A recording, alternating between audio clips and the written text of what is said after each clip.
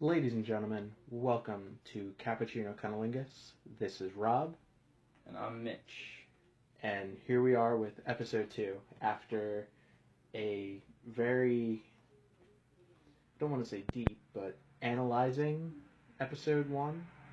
Yeah, we went into several different directions that, when we had an original agenda and we kind of touched on like half of it and then spiraled off into a bunch of other shit. Yeah, but I think that's how it's going to go. No, it's better that way. That's how you get raw shit. Yeah, it's how you get information that you never knew that you were going to either learn or that you never knew you'd have the opportunity to talk about. So I'm glad we, strayed away from being squares. Yeah. So today we were just talking about how technology and psychedelic experiences were starting to converge a little bit, and how the effects of both are becoming a more prominent experience in everyday human life. More so with technology than psychedelics. With virtual reality and augmented reality. Just recently, Samsung released a virtual reality headset for $100, and it gives you almost the same experience, if not better, than an Oculus Rift. And those were prototyping at 500, I want to say, somewhere around 500. Oh wow, I didn't know they were that much. Yeah, so the 99 is groundbreaking. Yeah, it's groundbreaking in the fact that they're putting out the technology with, their flagship line of phones, and all of them are able to be compatible with it, and the fact that they're giving their consumers the opportunity to try something that they might not try if another company were to come out with it. Because when it comes to, Samsung and Apple, you have lots of diehard fans with that, and they'd be willing to try anything, So I'm unfamiliar with virtual reality, like a little bit. Like I only know from what I hear from Duncan Trussell and Joe Rogan and them talk about it. What is the phone aspect? Like how does that relate to the virtual reality?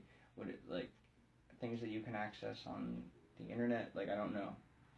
With virtual reality, it's a little different than augmented, where augmented is the environment of whatever you're doing, whether it be a game or, trying to, taking a picture of the sun and interacting with the stars that are also in the sky. Virtual reality is more so an enclosure where you're experiencing almost like a fantasy. And you're getting the opportunity to experience almost like a video game, but more immersive. You're in the driver's seat, not behind the driver's seat. Yeah, but what's the purpose of the phone in it then? That's my question. That's my ultimate question. The phone is the access point for now. Sony is looking to release one that connects with the PlayStation 4. Okay. Don't know exactly when, but they're trying to get it out there before Microsoft can get theirs out. Mm-hmm. One of the main things with Sony, is with theirs being with the PlayStation 4, it would have the opportunity to be compatible with some of like the best selling titles that are out right now, and some of them that are even like in the production line. Okay. I wouldn't go as far to say that you're going to be able to play Fallout 4 as your character, but maybe Fallout 5. If they release that within the next 3 years, that could be, the next thing where you're the main character. Okay, I could dig that. That's pretty rad. Instead of, controlling, instead of controlling the character with a controller, you're controlling the character with your mind, with like your you doing shit, like you doing things, and that your actions become that character's actions. Yes, and with that immersion, you're getting a much better experience with a game. Now, I could see how that would be, like, totally like fun and all like rad and shit. But yeah. at what point do you feel like people are gonna be like, yo, I fucking love this shit, and it can almost become like a drug and ruin someone's life? Because they could be like, yo, like, alright, take The Sims for example. Mm-hmm. You don't play The Sims No. for like 2 hours and then you play that shit until that family dies. It could be a span of 8 hours, 10 Not hours. just the family, but like generations. Yeah, that's what I mean. Like, you're gonna sit down and you're gonna live that shit out. Like, you gotta binge. Mm-hmm. And like, if this is taking that to like a whole nother level where it's literally you, and you're like, oh my god, like, I'm out of my, I'm not gonna say it, like, for lack of a better term, I'm out of my mundane life, and I have this wonderful experience in front of me. This is so much better than my desk job. This is so much better than the family that I go home to. For like, I'm not, like, there are people who would feel that way. Yeah. And at what point can that really destroy their livelihood? That brings up an interesting. You asked me an interesting question, because there's an anime that basically explains that. Okay. It's called Sword Art Online. Okay. They have 2 seasons out right now. It spans across like 3 or 4 games that like these characters are in. Essentially, what happens in the show is you have your main character. He's like 16. He gets a virtual reality helmet, Mm-hmm. which, you know, this is like the future where, you know, this is full immersion. You know, you're unconscious in the real world while you're immersed in the game online. Yeah, so it's like a transfer of consciousness. Yeah. Yes, the complete transfer of consciousness. Yeah. And while he's in the game, the creator essentially is playing God. He's trapped everybody that bought the first release of the game and immersed themselves into it, inside of it. And the only way to get out is to win. Okay. Just like most other games, 100 levels, you know, it's a process. I don't mean to take it back, but this kind of reminds me of Spy Kids 3. Yeah. Yeah, okay. It's almost like that, yeah. Now that I think about it. Toy Maker. Yeah. It's almost essentially like that. But with this, you know, you're not talking about... Actually, it might even be like the same number. Damn it, they might have ripped that shit off. Hold on. Hold on. Yeah, because everybody who bought the first, like, when the first release got trapped what in the fuck? God damn it, Japan. Motherfuckers. So, yeah, Spy Kids 3. But, you know, just like any other show, love interest, group of friends. Mm-hmm. Essentially, spoilers, they get trapped in the game for over 2 years. Wow. They are completely unconscious, and, you know, their bodies are... You would assume that they would have been left to rot in the real world, and they would essentially die. Yeah, what happens to the body? Yeah. How do they sustain life? They were able to get nearly everybody that stayed alive in the game long enough to get to the point where they could get them all into hospitals, and they could give them IV drips. Yeah, okay. They were able to get a good amount of people, and the problem was, if you died in the game, you died in real life. And, you know, there were some people that didn't even make it to the point where they had the opportunity to get to a hospital. Yeah, so some people just straight up died. Yeah. And, you know, after that was resolved, you know, they get new technology, and, you know, you're no longer allowed to, you know, there's no way to be able to trap somebody like that anymore. Okay. But the immersion process is still there. You still have the opportunity to, in one game, they even are able to sprout wings, and they experience flight. Okay. Human beings experiencing flight. Some fucking mushroom shit, man. They must have felt like the Wright brothers. On a Probably whole other level. Yeah. Probably if the Wright brothers, like, ate mushrooms, they would. Yeah, but, like, yeah, you gotta think about it. Like, we fly, and we're like, oh yeah, like, we're in a fucking plane. It takes fucking 3 hours to get to California. Hurry the fuck up. Yeah, like, imagine how the Wright brothers must have felt when they first developed that shit. Like, oh my god. The craziest part with them was, like, everybody was, like, laughing at them, being like, oh, you can't fly. You're, you know, humans are, you know, ground-based creatures. They'll never learn how to fly. Yeah. And then they fucking essentially jump off a hill. And they are able to glide, you know, over an open plain, and plane. They're able to glide over an open plain, and then, you know, they figure out, well, if we put this here and this here, we can sustain ourselves for this distance. Okay. So the first plane is, you know, they're being told, no, you can't do this because, you know, we sound smarter than you. Guess who won in the end? Yeah. Usually the people you think are crazy for wanting to do something are the people crazy enough to follow through and make that shit happen. Yeah. They just need time. Oh yeah. And they found the time, and they were able to change the world, like, drastically. But just like this virtual reality shit. Yeah, literally changing worlds. It's coming in a big bad way. It's gonna happen, and hopefully we don't have to experience anything like being trapped in a virtual reality, like, world. Although one of my biggest fears is that somebody's gonna try to do it anyway. Oh yeah. And people are evil. Oh yeah. I feel like I might even be one of the people that would be like, oh yeah, that would never happen, and then fall right into it.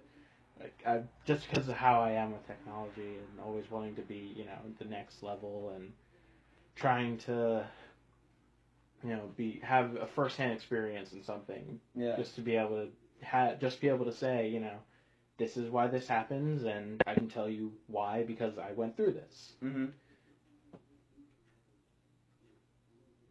But with virtual reality also comes augmented reality. And the first real opportunity with augmented reality is coming through Microsoft. And what are they doing? They're taking like flat panel surfaces. Okay. Almost as thin as like an iPad. Okay. Maybe even thinner, almost like bamboo sheets. Okay. And essentially, you mount it on a flat surface, and it becomes almost like a desktop, but without like a monitor, without anything behind it. It's all just touching it. Okay. The next process with that would be to make it 3D and to be able to like do it in the air, and I think they almost cracked that. Okay. Oh, like holograms, like when holograms pop out and shit. Yeah. I think it actually might have been called HoloLens. I'm thinking of Smart Glass, but I think it might have been called HoloLens. Okay. I haven't looked at it in a while, so my memory's a little rusty. That's all new to me. I'm glad you're taking interest in that, though. Like, I honestly felt like you would be somebody that would know more about this. Oh yeah, no, I don't. I'm kind of very, like, I like technology to a point, but I'm very anti-technology at the same time.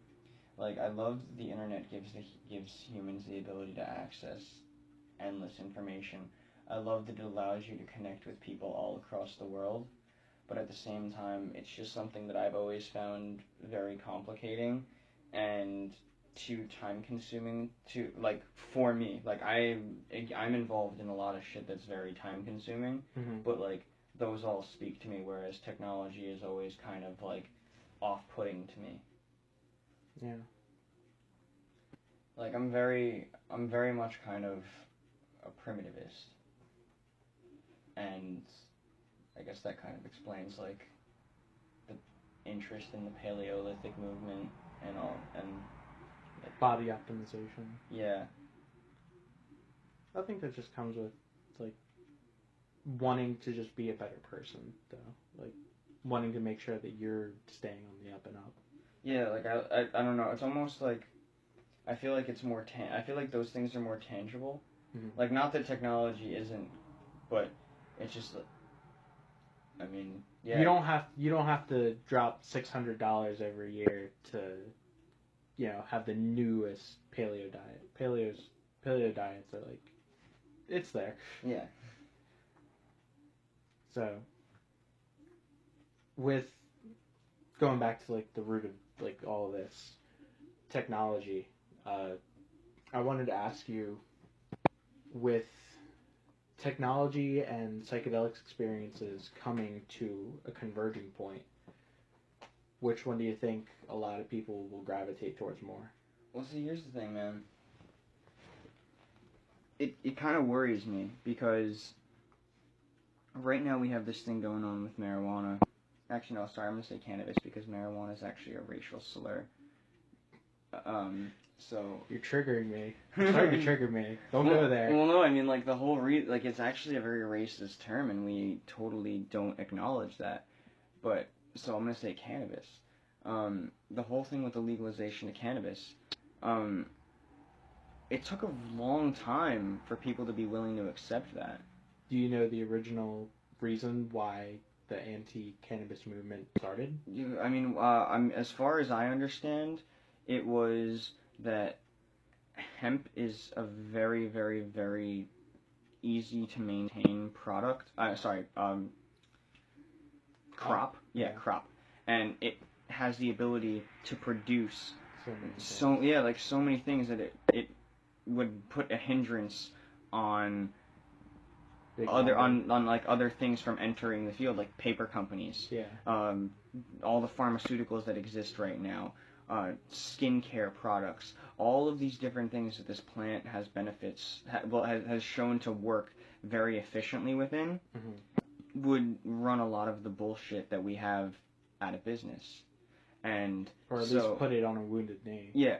Yeah. It's funny that you said that, because isn't today the anniversary of Wounded? It was either today or yesterday. Yeah, yes, I've been seeing posts about it all day, so yeah. I very much appreciate you saying that. I wasn't even trying to. Those are the first words that came to mind. Yeah, no, but it absolutely would. Like, it would be a hindrance on their ability to grow and prosper, and, like, here's the thing, I love capitalism, but I don't, because I love, like, the root of it, like, the free market, the human's ability to trade and do things, but I hate that the way that we ended the podcast last time.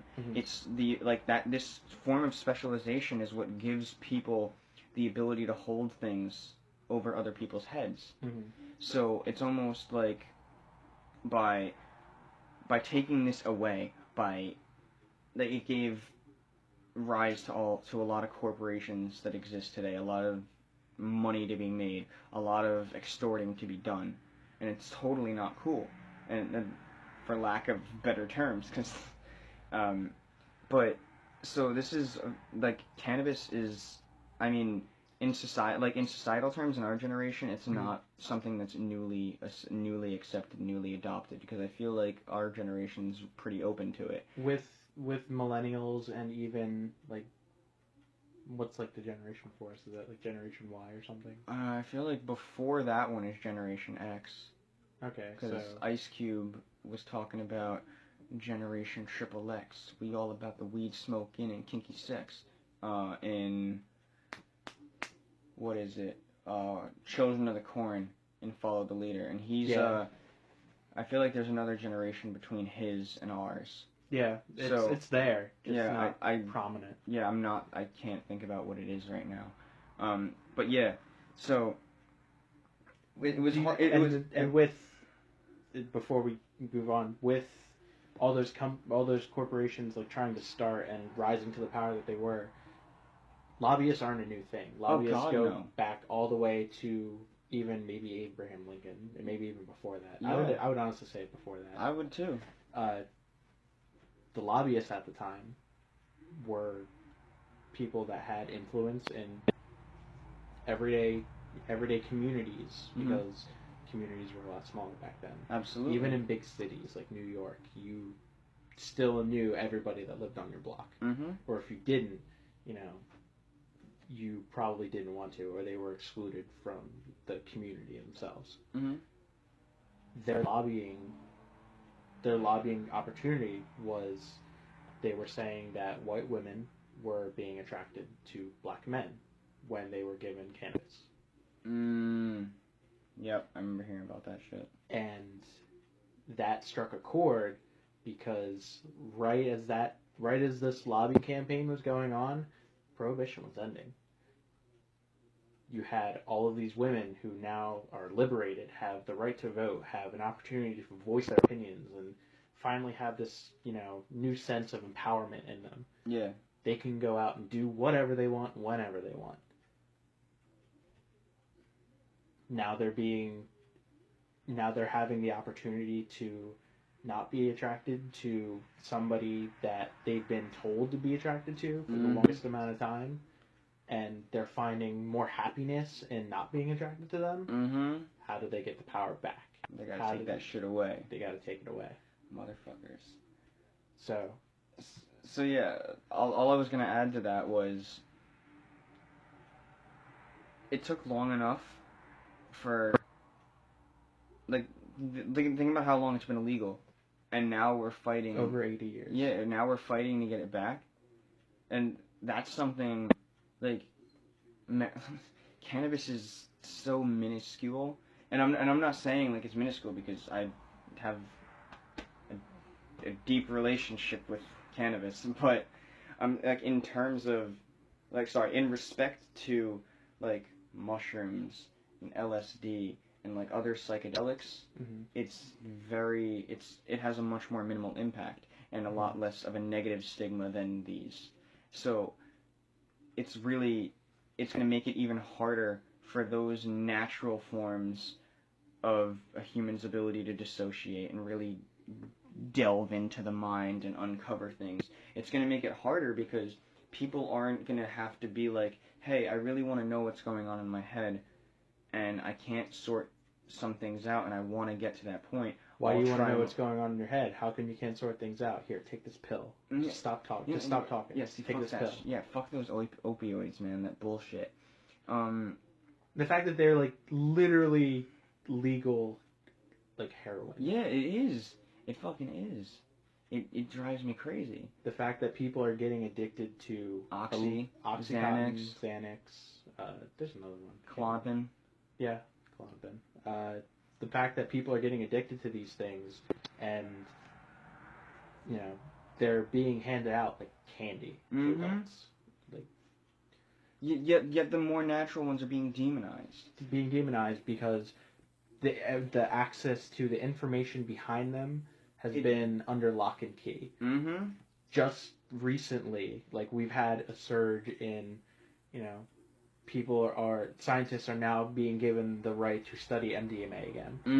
And that makes me so happy. It's been off limits since MK Ultra. Like, that's the last time there was a significant amount of research into, harder drugs has been this, good 30, 40 years. Yeah, and it's been, and like, all of the tests with Rick Doblin from MAPS it shows tremendous ability to help people who have PTSD. Oh yeah. And, like, I really think that mushrooms have the same ability to help people with PTSD, to help people with depression, to help people with anxiety. You can do all these wonderful things for people, and yet they're demonized. And my only qualm really with, like, the virtual reality that we were speaking of earlier is, if people have that much of an easy access to this detachment from their reality, they're not necessarily going to be like, oh, I want to try mushrooms, as much as they're like, oh, you know what, I want to go do this virtual reality thing.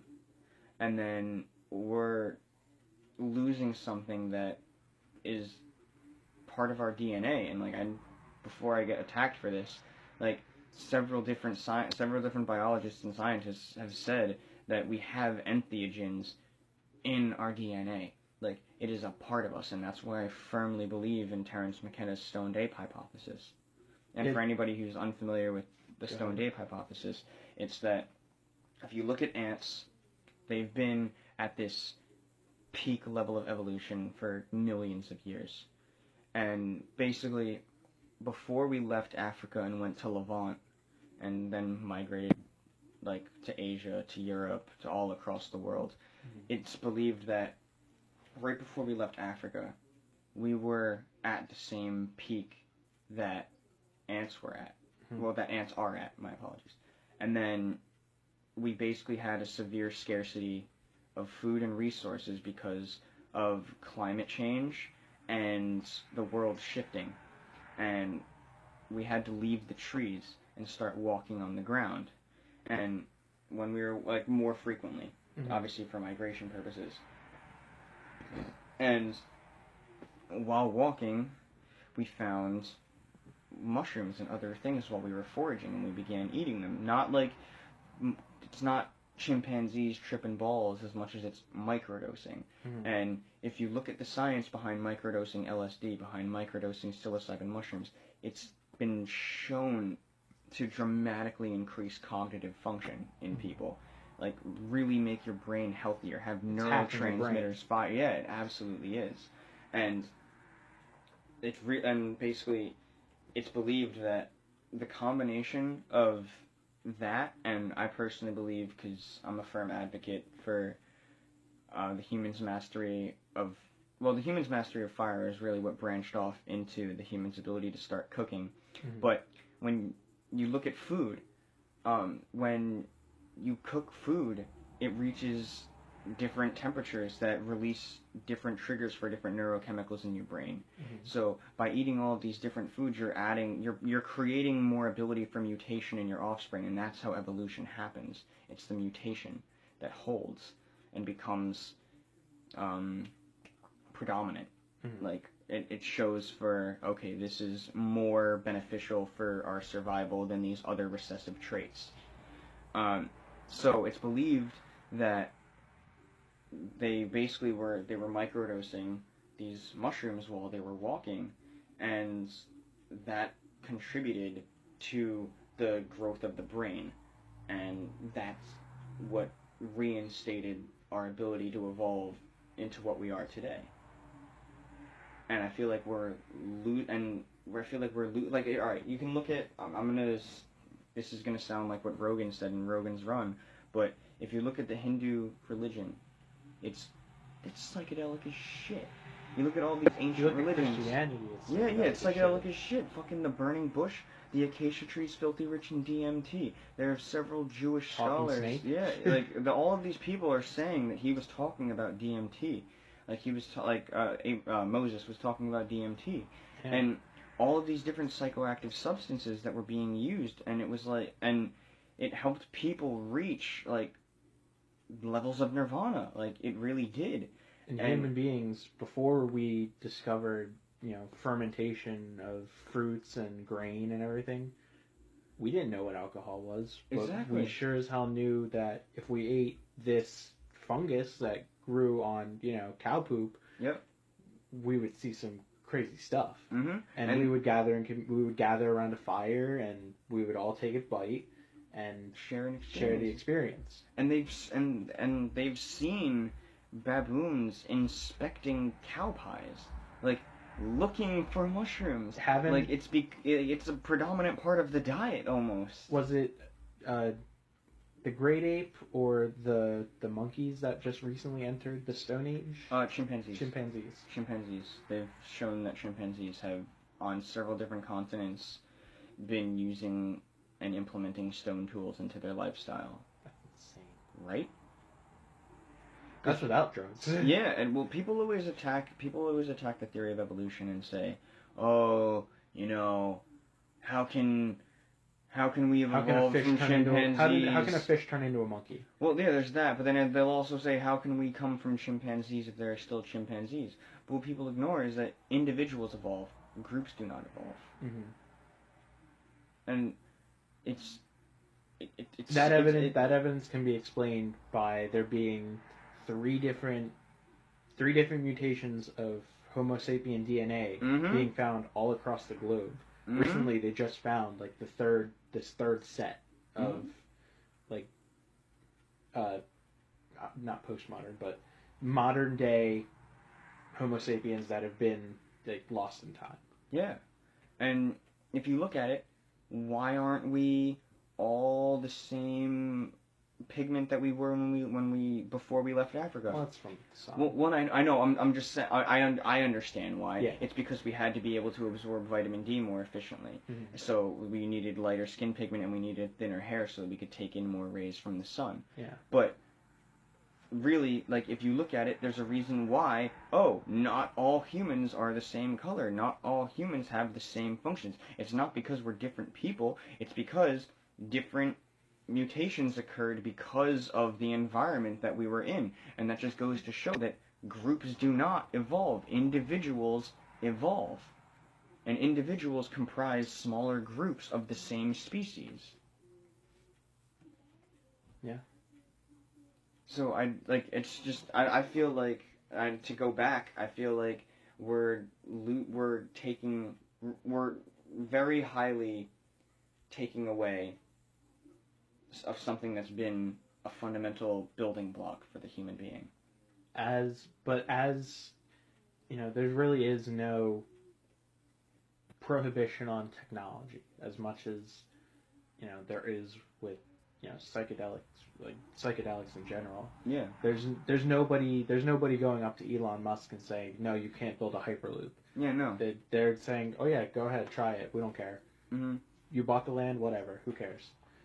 But there are people saying, you can't grow this plant in your own home with the materials that you bought at a store, mm-hmm.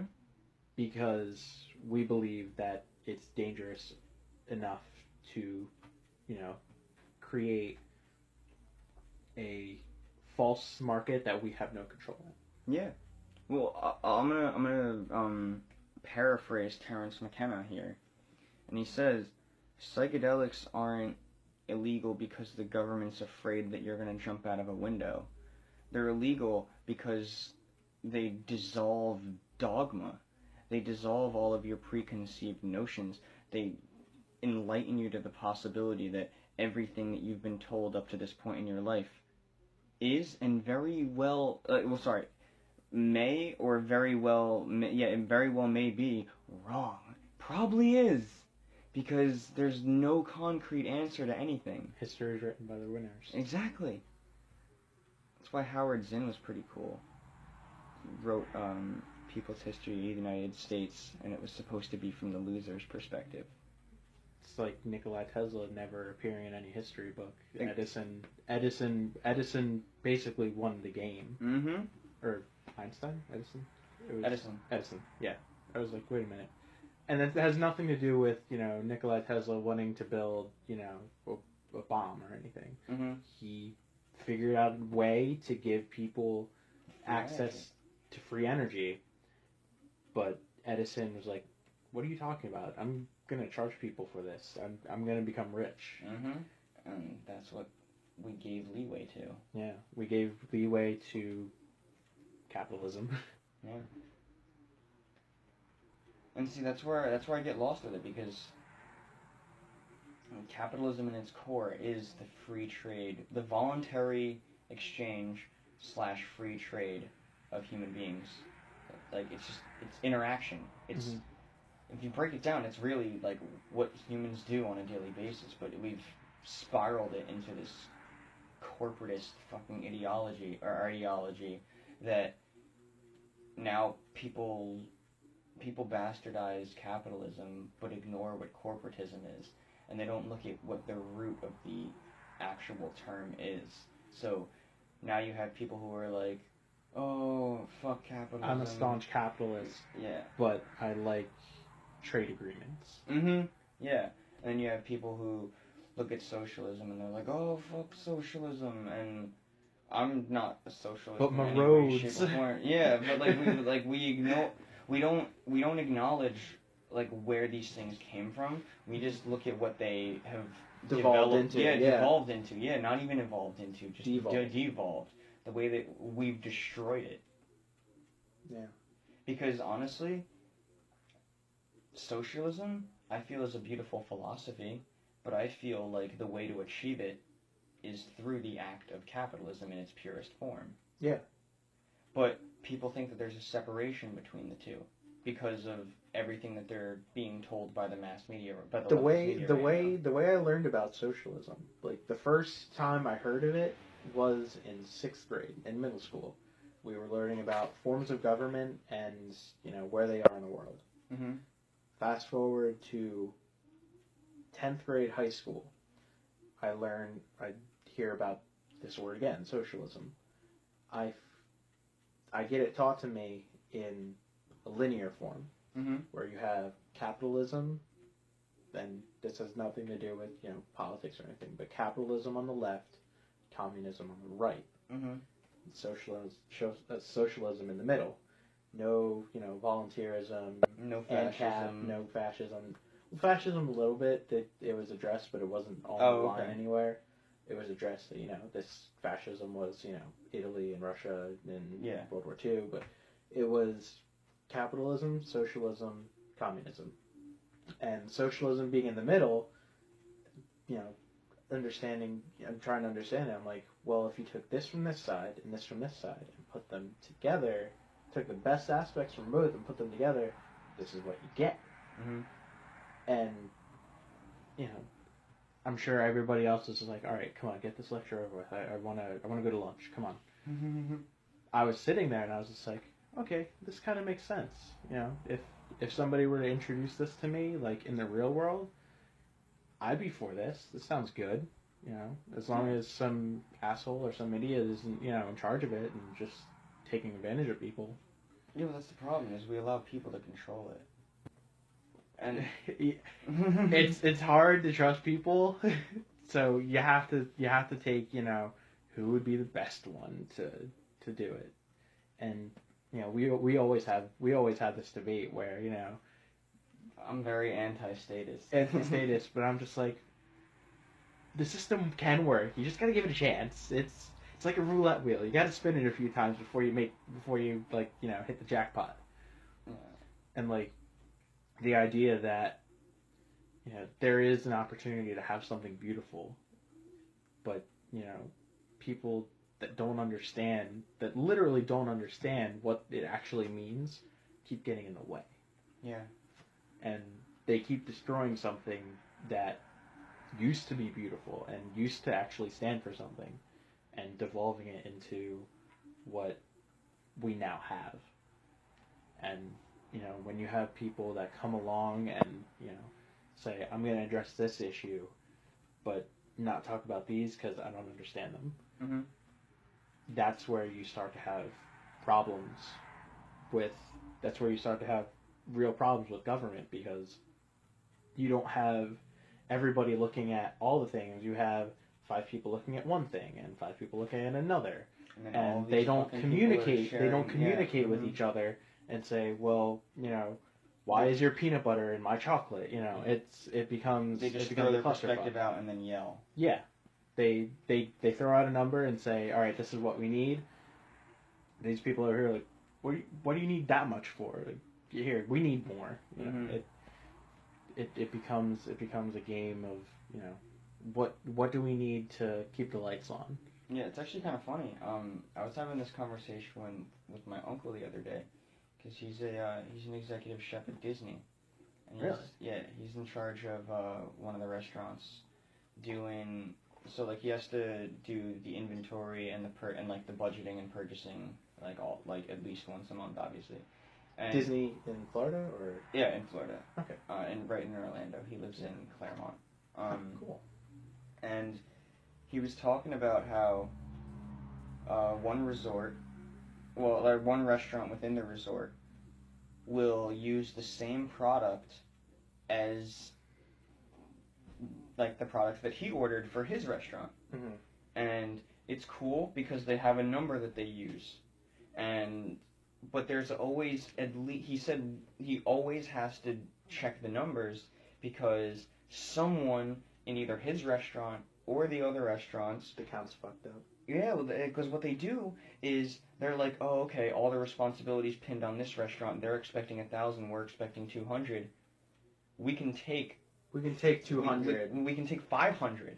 Wow. We can take 400. We can take 400. We can take 500, and it looks like they're the ones that fucked up, and we get more revenue because we have more product that we can use, and then they'll always come and say, oh, we didn't use that much. Fuck you. We're not using that much, and that's why everybody has to write everything down now, because there was too long where it was this fucking bullshit struggle between restaurants saying, oh yeah, no, like, people not writing up that they had to throw food away, people not writing up shit for family meal, people not writing up that people, like, made some food for themselves at the end of shift, so they required more product. Mm-hmm. So they would just take it, because the responsibility isn't on them, the responsibility is on the other restaurant.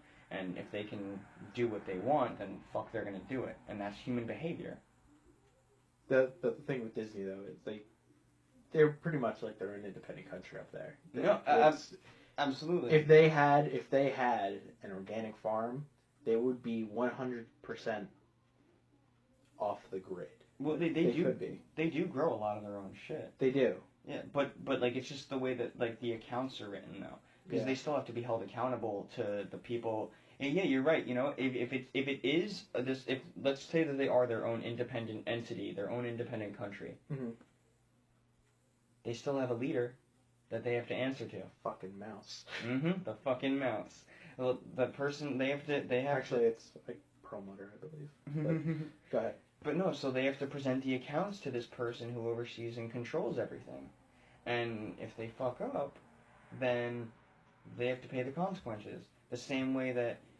Actually, no, not the same way that if a senator fucks up, a senator has to pay consequences. So let's say they fuck... Hey, you know what? The senator doesn't necessarily pay consequences. So let's say the senator is the person in charge. The workers, the people who comprise that region that senator's in control of, have to pay the cost of it. They're the ones who get money taken out of their checks.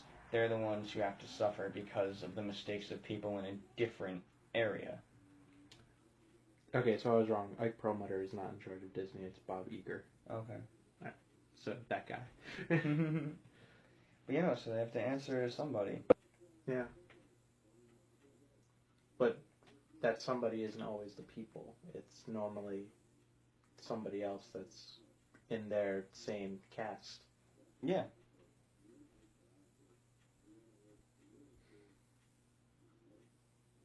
That's why it's all like, I fucking hate systems, man. Because everybody tries to be organized and nobody understands how to be organized. When speaking of organized, we actually fought over this. You know, we had very different views of it. With, I mean, we kind of like, we had a mutual understanding of, you know, this is why this probably happened, but a huge disagreement in regards to how protests happen. Mm-hmm. And what initially sparked it was the Black Lives Matter protest in the Mall of America. Mm-hmm. And how they were protesting in response to a state government or city government not releasing information to the public. I don't believe a Freedom of Information Act request was put in, but the fact that, you know, public record of, you know, things exist is public. It's public. Mm-hmm. The public, anybody in the public should be able to access this record at any time and view anything that happens in their city, their state, their country. I agree wholeheartedly. All public records should be accessible at any given time. Yes. Even in the event of, you know, private investigation, public records are public records. Yeah, I agree. And what happened was a person was killed by somebody acting under the color of law, mm-hmm. and the city or state was withholding the information from the public. Mm-hmm. And they were protesting because they wanted the information. Mm-hmm. Which they perfectly have the right to protest, and I personally believe they have the right to the information. I agree with both of those things. But I disagree with their fucking way of going about it. Which, at first, they were trying to do it right. They had petitioned to get access to the mall to be able to hold their protest and then disperse. Mm-hmm. And they were I believe it was the city or state was being, lobbied by the person in charge of the mall, the head of the mall. But before we continue with this, they last year went and stormed that mall and ran through it, doing all their saying whatever the fuck they were saying, I don't know, trying to get their message across. But once again, it was an unrelated area. And that's my fucking problem. Because now, you know what? You have a problem with the police department. You have a problem with the state department. Go to the fucking Capitol building. Go to the fucking police department. The places where you can actually get the shit that you want. If you're gonna go into the fucking mall, you're fucking with normal people's lives. People are doing their own shit. I know I'm gonna go off on a little bit of a thing right now. I apologize. But I'm gonna talk about the fucking airport. What they did was they lined up across the street and fucking blocked cars from being able to go in and out of the airport. You know how many flights they delayed? I know one person who was several fucking hours late to go home for the holidays because of them. And that's one person on one flight out of a major city's airport. How many fucking people do you think had their holidays fucked with because on one of the biggest travel days of the year. Yeah, on one of the biggest travel days of the year because they chose to go to the airport. They chose to go to the mall instead of go to a place where they could actually accomplish what they were going for, because all they're doing now is pissing civilians off. How are you going to get people on your side when you're blocking them from being able to go pick up their family members who they've been waiting all year to see? How are you going to get those people on your side when you're fucking up their days? When, you're destroying their, you're fucking with their livelihood now. I'm not saying destroying, you're fucking with their livelihood. Mm-hmm. So how are they going to respect what you have to say?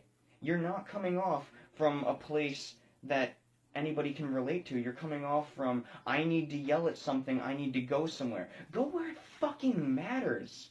Now do your thing. Go where it matters, yes. However, when it's one thing to, they were trying to be respectful, and initially the people in charge of the organization at the protest were trying to be respectful and were trying to get things done properly. But when they were starting to be, not being taken seriously, and when they were being shunned away from trying to conduct their protests in a public place, that way they can get the attention that they were looking for, mm-hmm. to bring light to a matter, they started acting irresponsibly. They started running into the street, blockading people from going to the airport. Why not go to a park? I mean, this is one thing the other thing we talked about was free speech zones. Yeah, I don't agree with free speech zones. Fucking I don't, because I was in the Muir Woods in California last year, and I saw a sign that said, free speech zone. No, fucking free speech exists everywhere. Your free speech zone is American soil. Yeah, I absolutely agree with that. Except, here's the thing, if you're a cunt, I'm not going to listen. I think that's the first time we said cunt on the podcast. I feel like I said it last time, too. I hope my mother never listens to these. I use the word way too much. It wouldn't matter. I mean, I'm glad it wasn't me, but... but, the first time, I never thought I'd ever have to hear the words free speech zone. The first time I heard it was when I was watching, God, I can't believe I'm admitting this, Alex Jones live streaming the 50th anniversary of the Kennedy assassination in Dallas. Oh, that must have been on the grassy knoll. You gotta tell me about that. I will right now. Yeah. I was watching the live stream. I don't know what the fuck I was doing that day. I must have been bored or off of work or something. But I was watching his live stream, and they had infiltrated the, where all the dignitaries and everybody was going to sit for the ceremony. They were able to talk to a few people. They talked to a guy that was selling, pamphlets and, pieces of paper, saying, well, yeah, if you look up to your left, you'll see where the shooter was supposedly located. Mm-hmm. And if you look, 20 feet to your right, you'll see, the spot in the road where, JFK's brains were blown out in front of entire America. Mm-hmm. And, he's talking to all these people, and everybody there, almost the majority of the people there are just like, yeah, that guy didn't shoot him. Like, it's mathematically, like, improbable that he was able to do this, get away, while all this commotion is going on, and then, like, be able to get captured in the amount of time he was able to. Yeah. Like, we just saw within, like, the last 3 years, multiple times in, American media where, people that have bombed and shot up, schools and, large gatherings of people have been able to get away, and were only caught because they had either returned or they had not been able to get as far away as they thought they were. Yeah, I would say surveillance is so advanced now that you could be tracked. Yeah. Like my mom and my dad always tell me, if you leave the house, you can assume you're always being watched. Your face is on a camera at least 30 times a day. Mm-hmm. Just throwing that fact out there. Yeah. So, the majority of the people there are just like, yeah, he was killed by the CIA or, whoever was in charge of this coup to assassinate the president and, get his, inflammatory regime out of their, Did they talk at all about how he was one of the 2 presidents who tried to abolish the central bank? It was brought up a few times. Him and Abraham Lincoln, Lincoln were 2 people that wanted to get rid of. At Lincoln's time, it was just a central bank. By the time Kennedy got in, it was known as the Federal Reserve. Yeah, but it's still a central bank. Still a central bank. Which is against the Constitution, by the way. Yeah, it's not American money; it's independent money. Mm-hmm. So he's going around. Finally, a security guard shows up and is like, hey, you can't film here. You're not allowed to be walking around here. He's like, we've been here for 20 minutes. Where the fuck were you at? Not those his words, but just like, we've been here for 20 minutes asking people questions and, and then they even asked one person that was like running the event, it's like, hey, is there security around here anywhere? And they're just like, I don't know. Finally, later in the day, the ceremony happens, and they're not allowed, protesters were not allowed within 200 feet, 200 feet or 2,000 feet, something ridiculous amount of feet within the ceremony area. The city of Dallas set up a free speech zone where protesters could gather and just spout out whatever they want, yell, scream, whatever. Police didn't care. They were surrounding them with guns. It's Texas. Everybody has a gun. Mm-hmm. So, they have police surrounding the protesters in a free speech zone. Yet, bullshit. Which is bullshit. They're there peacefully. Despite a few of them, obviously, carrying weapons. But yeah, it's Texas. You're allowed to open carry. Mm-hmm. They're being surrounded by a state militia where all these other dignitaries and everything, there's not a single cop in sight, which I'm sure they didn't want any in sight because they're all trying to hide and, make sure that if something were to happen, they can, swarm mm-hmm. in case of emergency. So that's the first time I heard of the phrase free speech zone. And it boggles my mind that as Americans, as people who, despite the Constitution being over 200 years old, we are now experiencing a time where the rights that people before us have fought for, have died for, have bled for, have cried over. Well, fucking Yale University, there are students walking around trying to get rid of the First Amendment. I think a lot of those people, though, they didn't know what they were like trying to sign. I feel like a significant amount didn't know what they were signing. The other portion of that are just really, really fucking triggered. Yeah, personally, what the fuck? You're gonna take away another individual's right to do that shit? Like, I have no quarrel at all with the Black Lives Matter protest. I just don't like the way that they went about it. I totally think that they had a fucking protest. Hell yeah, I would too. That shit pisses me off too. But like you were talking about Alex Jones. I don't listen to him, but like I know who he is obviously, and I know Eddie Bravo loves him. But like what I'll say is, they were in the proper area to do that. Like they were saying, hey, this is where this went down. This is where this went down. The ceremony was being held in a public park. Yeah. Where anybody has access to that park at any given time. Yeah, see, like, I don't see a problem with that, because it's at least an appropriate area. Like, it's appropriate in the sense that it had relevance to the issue at hand. When you go to an area where it doesn't have relevance, that's where I lose my, I guess, agreement with it. Well, you're also with the Black Lives Matter protest, you're also looking at, how many people can we reach in a certain amount of time. If you're looking at how many people are going to be at the state capitol on Christmas Eve versus how many are going to be at the Mall of America, obviously, Mall of America is going to be, 1.2 million people going in and out of there in one day compared to, the 125 people that work at the Capitol building. Absolutely.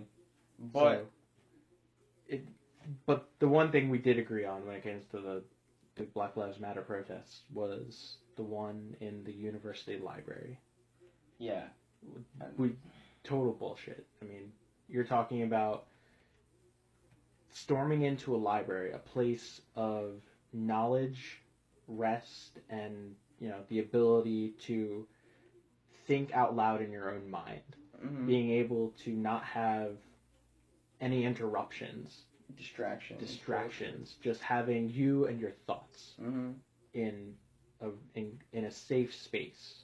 I'm sorry. Don't say that. No. For lack of a better phrase, libraries are safe spaces to be able to think without distraction. Okay. Just for that sake. Yeah. Okay. When you have... I loosely agree, just because I hate the term safe space. I'm starting to hate that phrase more and more by every given day. But, having a group of people coming in, yelling into your ear as you're trying to study for finals, as you're trying to, access information that this is probably the only place within, 5, 10, 15, 50 miles that has this information that you're looking for. And having to deal... Buying the textbook's expensive as shit. I've never bought a textbook from a school store. I've never done it. Everything's from Amazon. That's what's up. Smart dude. So, with these people coming in, they're interrupting your opportunity to learn. They're interrupting your relaxation, your focus. And on top of that, if you're not joining them, they're turning into rabid dogs and like shouting at you, shouting at you, spitting on you, some even hitting and trying to hurt you because you don't want to be a part of something that you don't have the time for. Any other given day, I'm sure almost everybody in the library would be like, "Oh yeah, Black Lives Matter," wave, give me a sign. I'll stand outside. Fuck my class. But they had other priorities. The priority being my education matters right now. This is finals week. Like, I can't see any reason why you would want to do something like that.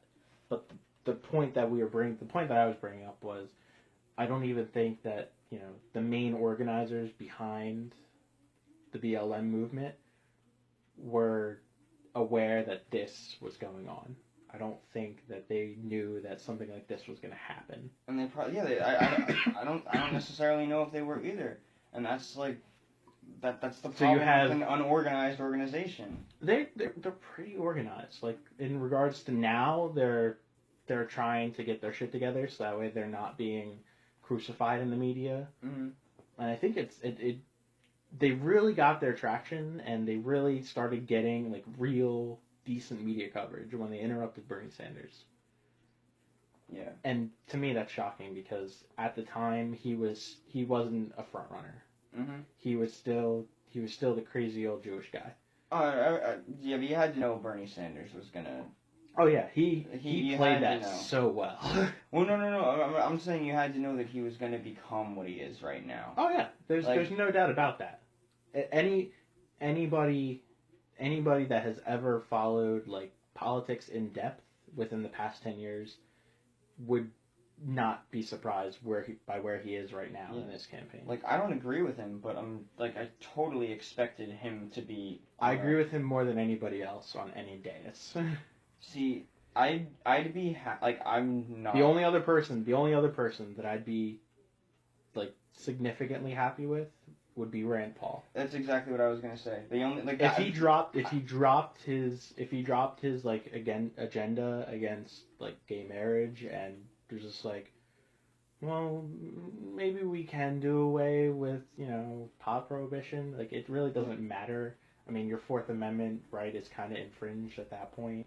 Yeah. And that's what he cares about. So. See, ultimately, I feel like he's gonna have to drop that because.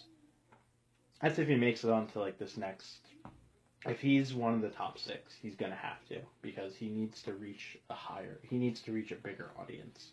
Yeah. Well, what he really has to do is, he wants gun rights, right? Uh-huh. So what you have to do is you have to say freedom for one, freedom for all. You can't be like, oh hey man, like I want to have guns and pot, but I'm gonna restrict marriage. Like, you have to you have to have it all. Yeah, you gotta let people do their shit. Yeah. Yeah. So, like, honestly, like, I don't necessarily care for any of the people going right now, but I'd be most content if the election went with Bernie and Rand in the primary. Just like you were saying. I would love it even better if they were on the same ticket together. If you put those two guys, if you put Bernie in the president spot, Rand Paul in the vice president spot, you have two very close ideologies. Like, despite their differences on like a little bit of key items, deep down they are both firm believers in the Bill of Rights and totally for like free market capitalism and making sure that everyday people are more taken care of than they are now. Yeah. As opposed to corporations getting billions of dollars in welfare, and the political system being as fucked up as it is with super PACs and everything. Even Rand Paul, like, I want to say in an early interview, he was saying, "Oh yeah, as much as I don't want to take super PAC money because I know the kind of shit that goes on with it, I'm gonna have to if I'm gonna be in this race. If I'm gonna be serious in this race." But then you can look at his actions where he recently returned. How much was it? Either 1.2 or $1.6 million, maybe 1.8. Yeah, it was 1.8. I remember $1.8 million of Senate money that was not used. He returned it. Like, you'd never see that from like Mitch McConnell or John Boehner or anybody like that. Absolutely. I really want, though. I saw this a few months ago. I think I tagged you in this one too, or when I shared it, I tagged you in it. That it was right after one of the debates. Rand called out Bernie and said that he wanted to have an hour-long debate on socialism versus free market capitalism. I would love to see the two of them. That's the kind of debate we'll never see, though. At least right now. It'd be fucking in 20 great. years. In 20 years, we might get to see that. But right now, nobody would tune into that. I would. It's almost like if somebody showed me a trailer of like, if somebody showed me like a Batman v Superman trailer, but instead of Batman and Superman, it was Bernie and Rand Paul, I'd probably still come the same way that I would for Batman vs Superman. Like, there's no doubt in my mind that I would tune in for that. Yeah. Because you have two people that are very, very steadfast in their ideals, and this is what they believe in. But they're still a little lenient on a few things. Mm-hmm. They're still willing to compromise where, you know, a lot of these other people just, it's their way or get the fuck out of the way. Mm-hmm. And they talk in circles a lot, too. Talk in circles because they don't have any real answers. Yeah. And the other point I wanted to make, because I brought up Bernie Sanders, was Donald Trump. Oh my god. I'm only gonna touch on this for like 2 minutes. Oh yeah. Go because for it was the Washington Post recently. Okay. I've been saying this since that motherfucker entered the race. Donald Trump supporters are just misguided Bernie Sanders supporters. Ooh, that's interesting. I've been saying that since Donald Trump entered the race, and the Washington Post finally did an op-ed on that. Okay, I want to hear about this. I've been saying this from the beginning because you have people who are being disenfranchised. You have people that are, okay, maybe not that much, but they're being disenfranchised and they're being bent over and fucked just relentlessly. Whether it be by, you know, tax loopholes or whatever, they're being taken advantage of. Mm-hmm. And you have this guy that comes along, and he says, we're going to take back, you know, we're going to take back our rights, we're going to take back our country, and we're going to make this place better for everybody. Except right at the end of the sentence, there's a word that starts with M. Wait, which one? Mexicans or Muslims? Doesn't matter. It's a word that starts with M. And, you know, if you cut off that sentence just right before he says, you know, Mexican or Muslim, really similar to what Bernie Sanders is saying. Yeah. He's wanting to bring America back. He wants to bring the middle class back. Yeah. Because that's what a majority of Americans are and were. Yeah, they were the middle class. It's dwindling right now. It's dwindling, almost extinct. Yes. For lack of a better word. And you have two people here that are saying nearly the exact same thing, have nearly the exact same like policy in regards to a few things. Mm-hmm. Where one wants to, you know, one has a foreign policy that, you know, keeps, you know, troops from having to experience battle and having to go through like the trials of war. But all that means is drone strikes. But all that means is drone strikes. Which we talked about in the last one. Oh yeah, we talked about, yeah. But on the other hand, you have somebody who's saying, you know, military is good. These people are putting their lives on the line so that way everyday people can go about their everyday lives. They don't have to worry about anything happening to them. Yeah. And, you know, when it comes down to it, the philosophy comes from the same place. They want people to feel secure and safe. I understand that. And the hate and the fear are being taken advantage of and misdirected. Yes. Okay. If you took that hate and fear and channeled it to love and peace, you get Bernie Sanders. If you take that fear and hate and you push it onto like a specific group of people, you're getting Donald Trump. Mm-hmm. If you push your emotions in a significant way, either way, you're gonna hit a target. And I feel that.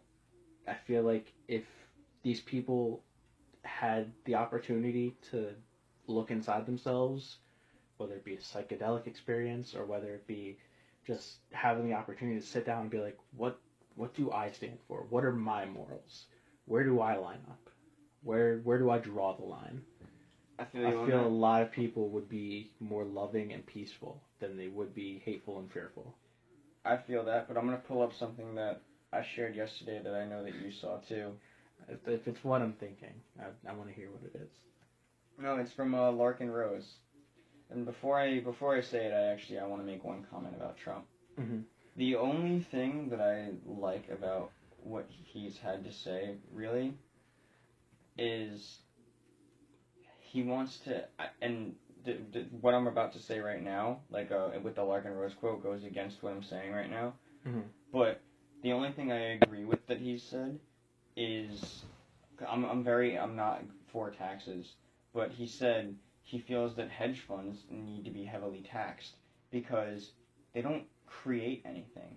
He's like, why they create money out of nowhere? Yeah, so he's saying, why are these people making shitloads of money when they're not creating a tangible product, when they're not doing anything to benefit society? Why do they deserve to take in all of this money when they're not really benefiting anybody except for themselves? Was basically what he was saying. They're self-serving. Yeah. Yeah. So, and like it's not even like you could be self-serving but produce something, but they don't produce anything. Yeah. So what I wanted to say from Larkin Rose was, and dear Bernie Sanders, dear Bernie supporter, I want you and you alone to be able to decide what is done with every penny of what you acquire through work, trade, or other voluntary means. Can I stop you right there for a second? We've talked about this. We've said that we would both love to see itemized tax forms. Yes. In America. Absolutely. Where each person decides how much of their money goes towards education, military, NASA, DARPA even, I guess. Mm-hmm. But all of you get to say where your money goes.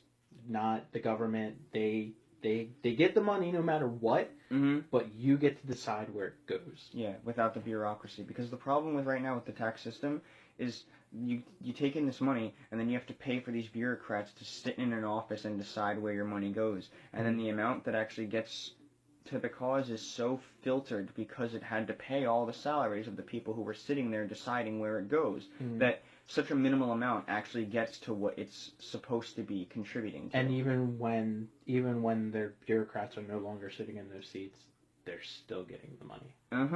It's a fucking problem. And then it goes, I don't want you to be forced to fund anything that you don't want to fund, even if it's something I want or something I think would be useful. I want you to be free. Unless you attack someone else, I don't want anyone using force against you. Can you, however, say the same about me? Sincerely, voluntarist. And I think that's where we line up. Whenever I hear somebody say, "Well, Bernie Sanders is gonna, take your taxes whether you like them or not at gunpoint." Yes. I wouldn't say that. I mean, at least with myself, I would never forcefully go after somebody that didn't want to do something because I didn't agree with it. I would say it's going to come out. It's going to come eventually, come hell or high water. It doesn't matter that you're not doing it now because it's going to come later and it's already come before. It's like at work. Where I work, there's a lot of exchanging of product and having to give SKUs and making sure that everything has a barcode on it. Doesn't matter whether I say, yeah, give me that, let me take care of it now, or nah, I don't really want to do that right now. It's gonna get done eventually. It's gonna get taken care of. And at that point, it doesn't matter whether there's a gun to my head or not. It's gonna happen. And I feel like the people that say he's gonna put a gun on my head and tell me to pay my taxes, they're afraid that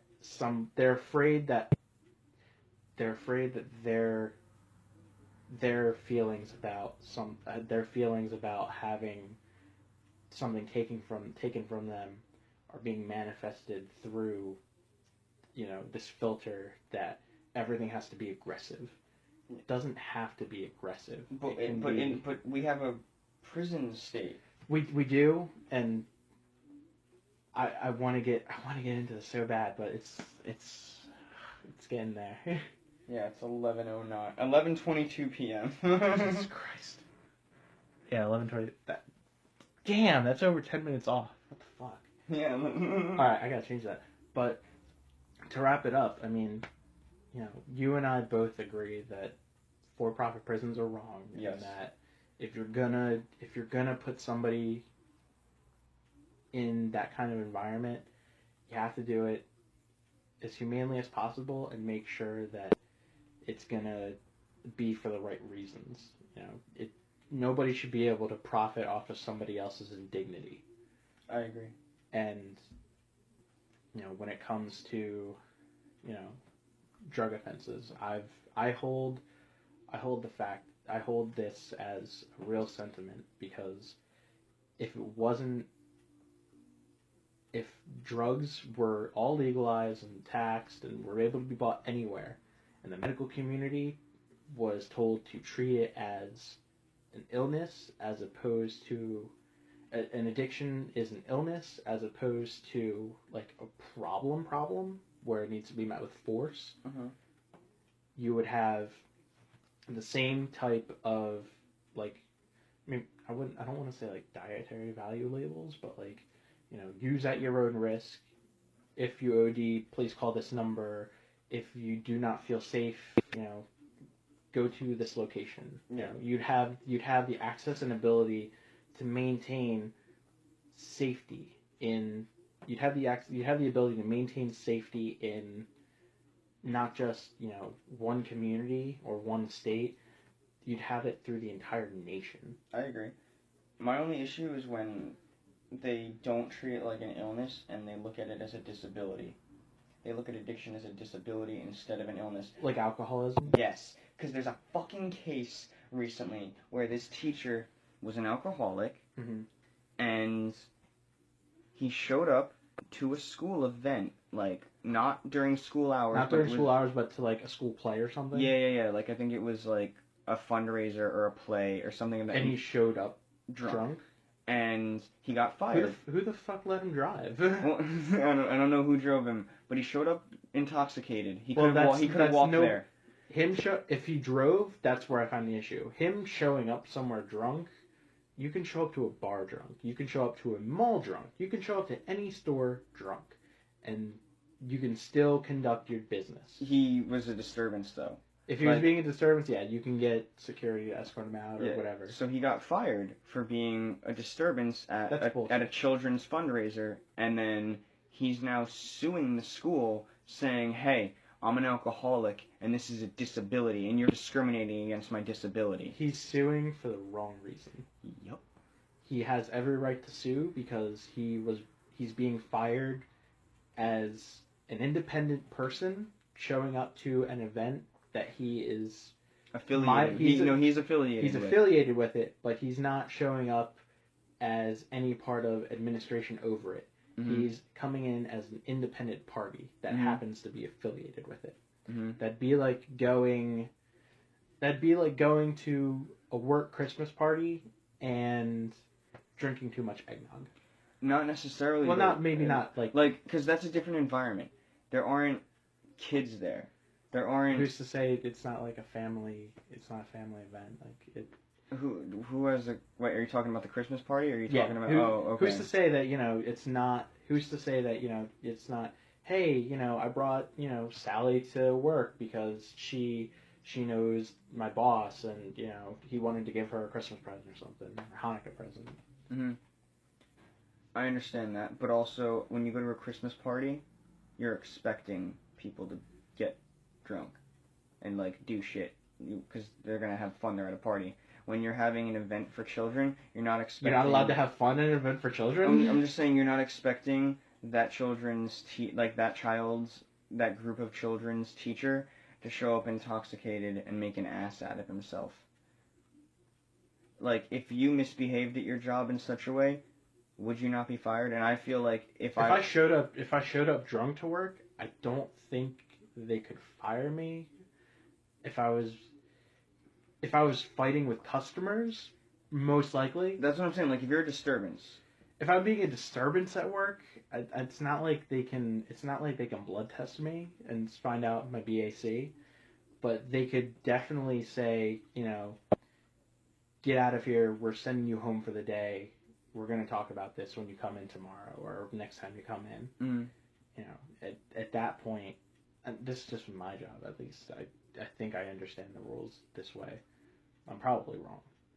But with something like that, if they were suspecting me of being under the influence of an illegal substance, they would be able to conduct a drug test. Okay.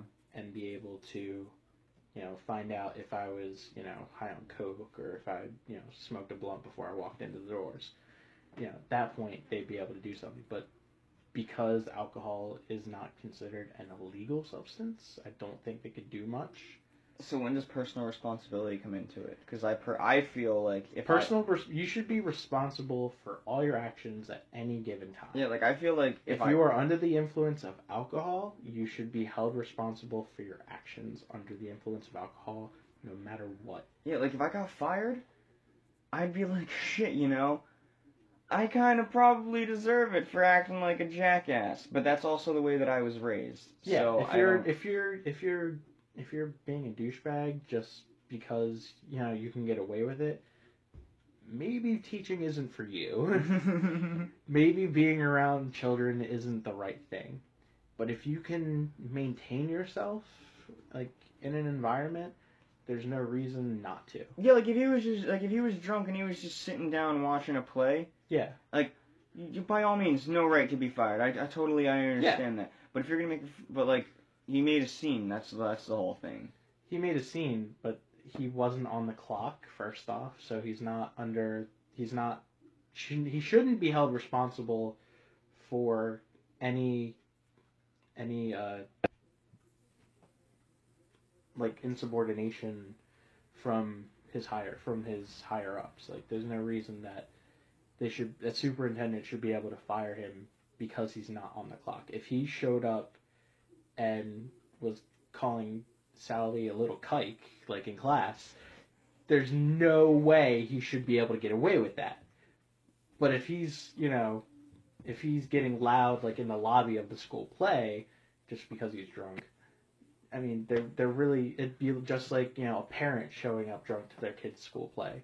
No, that motherfucker's got to get thrown out. You gotta throw him out, but you gotta no reason. You gotta hold the standard, man. Yeah. You gotta hold the standard. Yeah.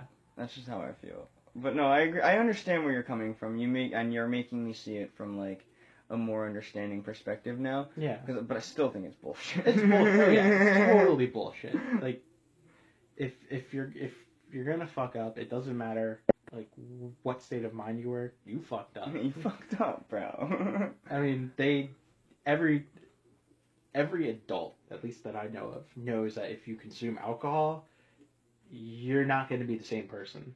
Or you're going to be slightly different than if you were not under the influence of alcohol. True shit. And I'm not saying that I ever did show up to school drunk or consume alcohol on school property, but have you ever baked cookies while drinking spiked eggnog? Oh, I have not. It is a fun experience, and if you have friends, always more the merrier. Alright, word. So I'll keep that in mind. I think now would be a good time to end the podcast, unless you have anything else to add. I'm alright, man. I think we talked about a lot of shit. Yeah, a lot of good shit. This was a good one. Yeah, I like this. It was fun. We need to get like somebody on that's gonna freak out when we get to talking like this, because that perspective would be interesting. We should go to church and get somebody. No, if you want that, just get my grandmother from the other room. Like, that'd be interesting. She wouldn't sit in here for more than 5 minutes though. She'd sit in here 5 minutes, be like, "Can I go now?" Unless we got her hooked. No, there's a few people that I think would be willing to sit down and, at least give us the time of day and interact a little bit. So. Word. All right. That's something to look forward to in the future. In the coming months, yeah, we could try to find a few people. Word. Or even maybe get somebody on a Skype call. I think the audio will hold up. Word. And we told people where they could reach us on the last one, right? Yeah, we did Twitter, and for me, Instagram for you, and I think Facebook for both of us. We gotta create a page for the actual Cappuccino Cunnilingus. We should. When someone actually looks at it, we will. as soon as it gets uploaded to YouTube, I'll look into making another Facebook page. I don't know if Facebook will let me make another page. Oh no, you don't have to. Like, a few years ago, I really liked. I dug this one chef on Top Chef, and I was like, yo, I want to like this motherfucker on Facebook, and they didn't have a page. So you created a page for him? Well, no, I mean, like, I'm an admin for that page, but like I made it very clear. I was like, yo, I'm not this person. I just think they're rad as fuck. But did you create the page? Yeah, I created the page, so you can, and you as an admin just go on it. Well, yeah, I still have access to the bullshit high school bands. Oh yeah. So Facebook page. So we got to do that, and then you just give me the ability to go and be an admin too. Yeah. And then we can both control the page. Yeah. And then we can put all of our information on there, like show notes, basically. Well, not all of it, but... Well, you know what I'm saying. Like, oh, you can find us here. Yeah. Like, you can... If you have any questions or, like, shit you want to, like, hear our perspective... I don't know why you want to hear our perspective, but, like... They already get our perspective. Yeah. But the fact that we're live, we could actually have, like, people live tweeting us and stuff That's like that. true. Yeah. So, yeah, that could be something that we integrate in the near future. Yeah. Rad. Alright, man. Yo, have a lovely evening, everybody. Thank you for tuning in. Also, just like last time, I'd want to do a small ad at the end for Foxy Chronicles. For sure. Because I didn't like really talk about much into it. So, GoFundMe.com/The Foxy Chronicles. TV show I'm writing. It's a little bit more in depth this time. It's based on some of the events of my actual life. And the crazy motherfucker sitting across from me will be a part of it when we get to his character. So I was a different person at this point in my life. Oh yeah, very different person. But there's no reason why Mitchell should not be a part of this.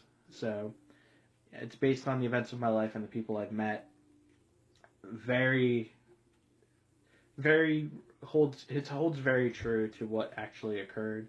A little bit of embellishment here and there, but a little bit of gonzo journalism.